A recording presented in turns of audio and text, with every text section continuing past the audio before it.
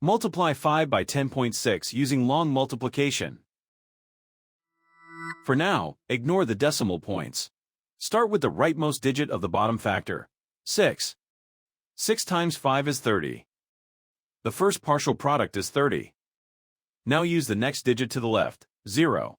Start one place to the left. Multiplying by 0 makes this whole row 0. The second partial product is 0. Now use the next digit to the left, 1. Start two places to the left. 1 times 5 is 5. The third partial product is 500. Now add the partial products, working from right to left. In the ones column, 0 plus 0 plus 0 is 0.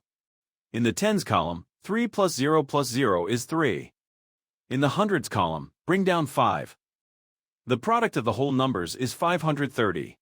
Count the highlighted digit after each decimal point. The factors have one decimal place altogether, so the product needs one decimal place. Place the decimal point one place from the right.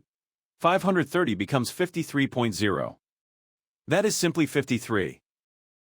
So 5 times 10.6 is 53.